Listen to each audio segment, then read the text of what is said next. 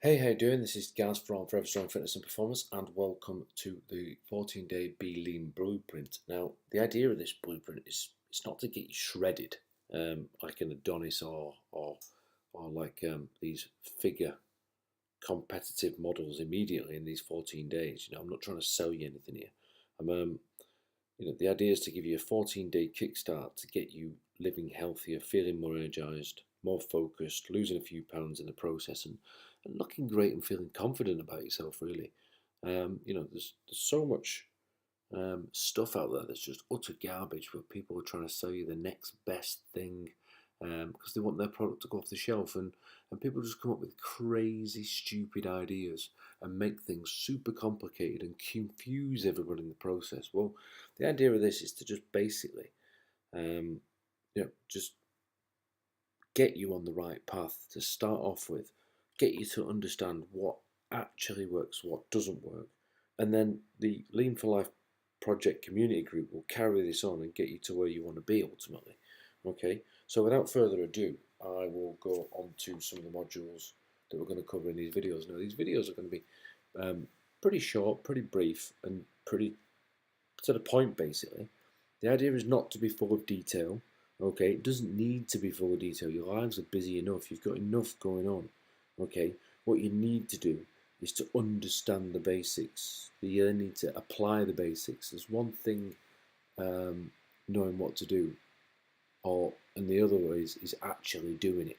Okay, so and that's where most people fall down is the actual execution. So you need to work hard on it, execute, and we'll go from there. And don't bog yourself down in the detail, it doesn't matter. So, kicking off then, what everyone wants to know about, okay? These are the topics that we're going to cover: nutrition, training, mindset, accountability, habits and lifestyle, and recovery. The one that most people want to know about before anything else is nutrition. So, this is where we're going to go first. Right, first of all, then, let's get into the important stuff. Yeah, what we're going to eat less of.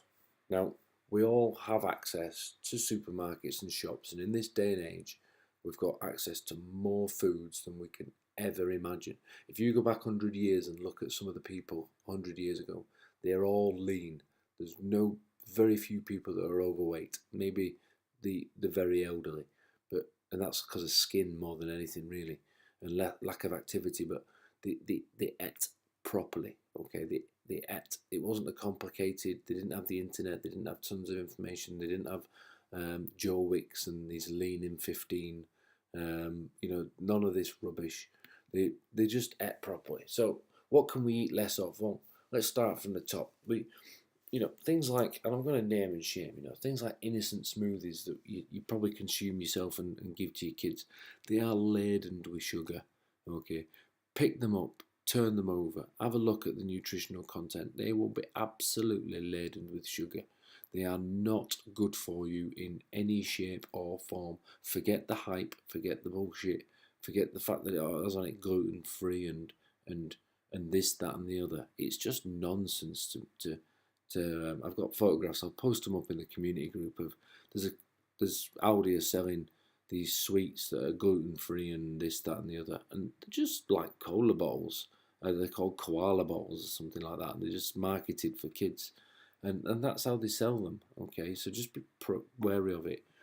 Um, and this then brings me on to processed foods. Most foods that we eat these days are processed. You can go into any aisle of any supermarket and there will be processed foods on there. Your breakfast cereals, processed. They put on them these days fortified with vitamins and iron. Well, fortified means they've had to put it back in. The government has forced them to put it back in because the refining process, the processing of that food has actually taken the goodness out of it. Okay, so don't believe all this garbage again. Okay, processed foods are no good for you. Okay, and we'll come on to what we should eat in a bit. Bread. Bread is a bloater. It's a processed food. It's refined. It's made from wheat. Um, it's it's it's not healthy. It was originally made, probably when armies were going to war, and they needed a mass food so that they can produce for the workforce, for the soldiers, that was cheap, and hence bread was made. Okay. And the same with pasta. Pasta is everyone associates pasta with being healthy. It's utterly devoid of any real nutrients. It's just full of carbohydrates. I call it dead food. And again, we consume ourselves with too much carbohydrates. The diet is full of them, and we become insensitive to the stuff. And all that happens is the body can't really utilize it well, and it just gets stored as body fat for later use. We're very efficient at that. So stay clear of that stuff. But I know it's easy to say stay clear of this stuff, but and I'll come on to this in habits and lifestyle in another video. But you've got to limit the amount you eat. I'm not saying don't eat it. I'm saying eat less of it. And then the last one, the last two go hand in hand really. It's what we drink. Sugary drinks, Coke, Monster energy drinks. They're all over the show. Sugar in our brews. It's everywhere, okay? Cut it down.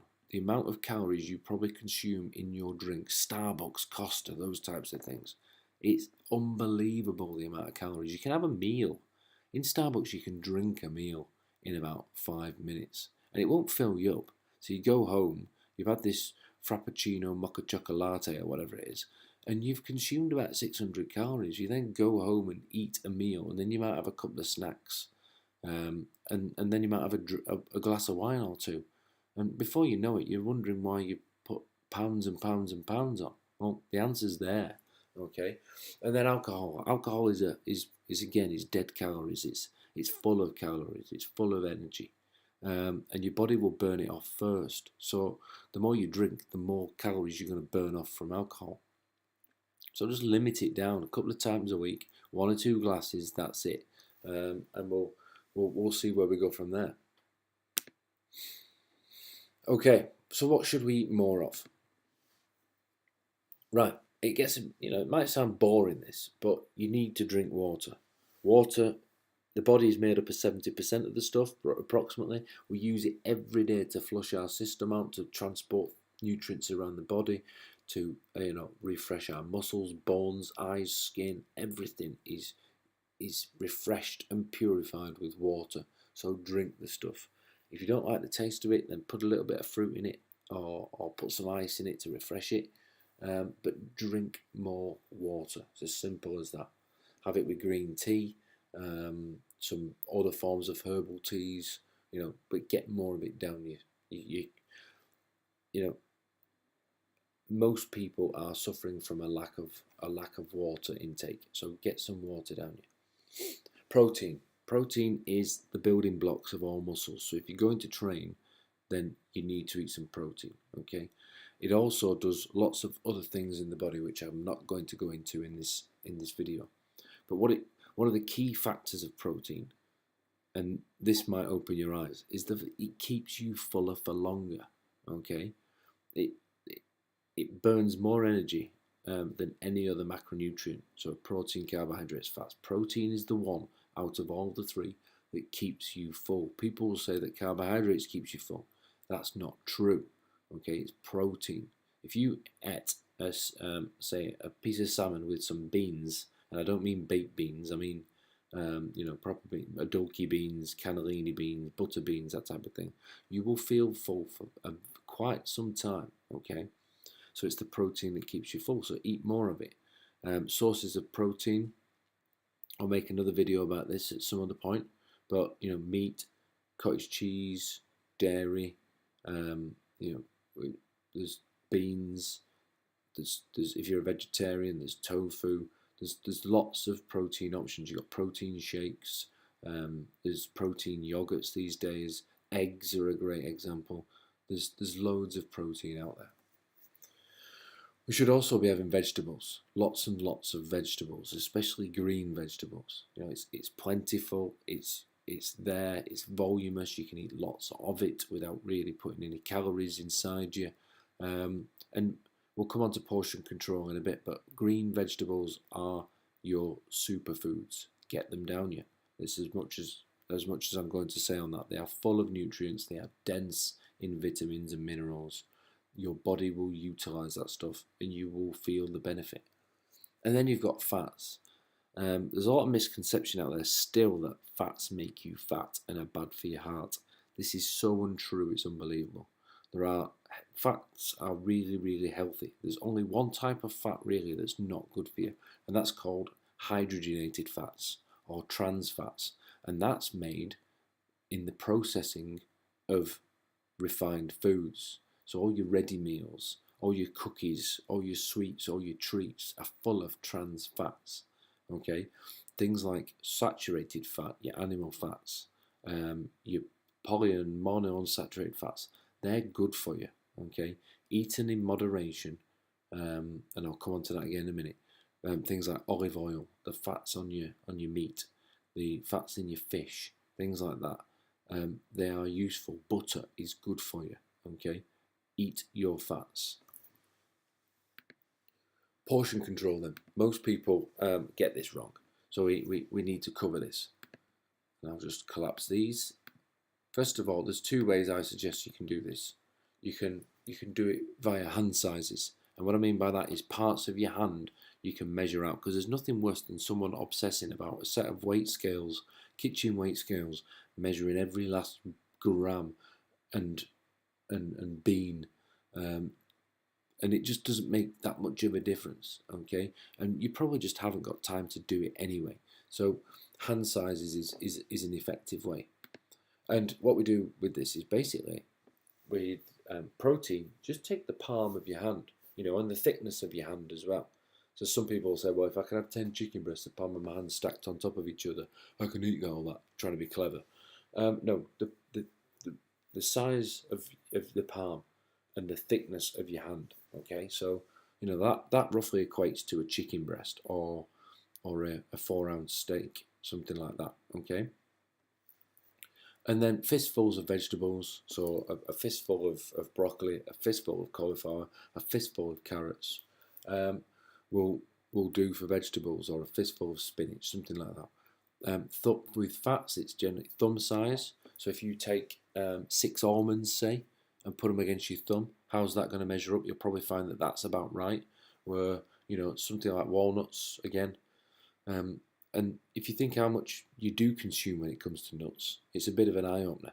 And then with the carbs, it's a cupped hand. So if you cup your hand and pour in some rice or some pasta, you'll actually see how much you should have. And it's probably about a third of what you're currently having right now. Okay, so and that's really good for women. So women, 1 palm of protein, a couple of fists of vegetables, 1 thumb of fat, and 1 cupped hand of carbs.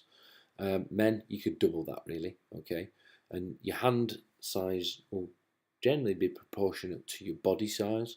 So the greater your body mass, the bigger your hands, and therefore you'll eat appropriately. So smaller people will have smaller portions, okay? And then we've got the plate view, and that's very, very simple. You look down at a plate, you cut it into quarters. Half of your plate is full of vegetables, quarter of your plate is protein, and then the other quarter is made up of fats and carbs. Now, regarding carbs, what I suggest you do is just eat them after training, or in and around the meals of training. So if you train, then eat some carbs. If you don't train that day, then don't eat any carbs. Replace it with fats. It's as simple as that. And the key one is to stop before you're full. Eat slowly. And I'm guilty of this myself. I wolf food down. I go super breakneck speed. And I eat more than I need to, because my brain doesn't tell me that I'm full until I've wolfed it all down because of the speed I'm eating. Eat mindfully. Stop. Wait a couple of minutes. Have a drink. Have a natter. Have a chit chat with the people around you. And then your brain will have time to tell you that you are full. You won't go snacking off for other stuff then, and then feel stuffed. Because I imagine if you close your eyes for a second and just sit back, you've probably sat on that sofa a couple of times watching telly after tea and been absolutely stuffed because you've eaten too much. Okay? Simple as that. And it's because you've eaten too fast. Right, other things. I'll just supplements. I'll cover supplements quickly. There are very few supplements, or supplements are first of all supplemental. You don't need them. you can get away without them. People think they are the magic pill, they are the key to success, and they are marketed that way, but they are not the key to success. And they are there for convenience. You have to get your actual eating habits and nutrition dialed in and correct before you actually think about using supplements. Now, these are 3 that I use and suggest people use. Protein powder is good for getting your protein in, because some people just can't eat that much meat or eat that much cottage cheese, or they're lactose intolerant and they can't have dairy or milk. So protein powder is a good alternative. It can be taken with a drink, so it's convenient. It can be put in oats. It can be made into a smoothie. It can be included in all sorts of different guises. It can be unsweetened. It can be unflavored. All sorts. Don't go out buying the most expensive, guaranteed to work in 30 seconds trick and spending double your money on what you actually need to. Just get a bog standard whey protein and go from there. Right, moving on. Powdered greens. Simply because some people don't like to eat vegetables, or if they're making a smoothie or if they're making a protein shake, they can add some powdered greens into it and it can get the vegetables in there. Great for kids. Make a nice healthy smoothie. Get some powdered greens in there. They'll never know that they're having the goodness of vegetables. And then lastly, fish oils, because a lot of people don't like fatty fish, salmon, mackerel, oily fish. It's got the omega-3s in there, which are great for all sorts of bodily functions. The transfer of molecules, the breaking down of molecules. Some molecules are only broken down via fat, and therefore it's brain function. There's all sorts of health benefits for fatty oils, fish oils. So get them down you if you need to. Buy them supplemental. They come in capsules. They don't really taste of anything, and then they'll be full of goodness basically. And then last but not least, snacking. We all do it, okay? We're all guilty of it, and this is probably one of the biggest areas where we consume calories. Now, the answers are fairly obvious. Limit your processed snacks. So your cheese sticks, your crisps, your biscuits, your chocolate bars, to name but a few. Your Haribo sweets, your muffins, your cookies, all that kind of stuff. Limit them. Yeah, they are the stuff that's full of garbage. So what do we replace them with? Well, I've made a video on snacking. It's on my blog, on my website, and I'll link it into the Lean for Life Project Facebook group. But basically, watery foods are great. And watery foods keep you full. They help to fill you up because water helps to fill your stomach up. They take a while to eat, and also they are full of goodness, and they'll add to your 2 to 3 litres of water a day. Things like watermelon, strawberries, orange, most fruits. Be wary of nuts because they are dense in calories. Peanut butter is another one. You can snack on vegetables as well. Celery sticks with a little bit of hummus, with a little bit of peanut butter, something like that. Okay, and also drink some water. If you're snacking, you're only really snacking for one of 2 reasons. You're either you think you're hungry, or you're bored. Now, if you think you're hungry, the first sign that hunger is the first sign of dehydration. So drink some water, and you might find that your hunger pangs go away. And if you're bored, go and do something, and you'll find that your hunger pangs go away. Sometimes, if you ever got into something, got really interested in something, looked up at the clock and gone, oh my God, is that the time? I haven't eaten. Yeah, probably only in the last few days, maybe even today. So make yourself busy, and you will find that your hunger pangs and your need for snacks goes away. Right, so that's basically the nutrition in a nutshell. So to summarise, eat less shop-bought smoothies and shit, make your own, less processed foods, stay off the bread and the pasta to help keep the bloating down, and you'll find that your body flushes out tons of excess water that it needs. Limit the sugary drinks and don't get rid of the alcohol. Cut down and just hold. I'll come on to accountability later, but hold each other to account if you're in a household and you both drink, and you'll find that great things happen when you do those things. Eat more of, drink more water. Drink more water, 2 to 3 litres of water a day. Eat more protein, more vegetables, and more healthy fats. Stay off the hydrogenated fats and trans fats. And then with the portion control, with the hands, you can either do it hand sizes, palm of protein, or double that for men. So you can have like 2 chicken breasts, guys.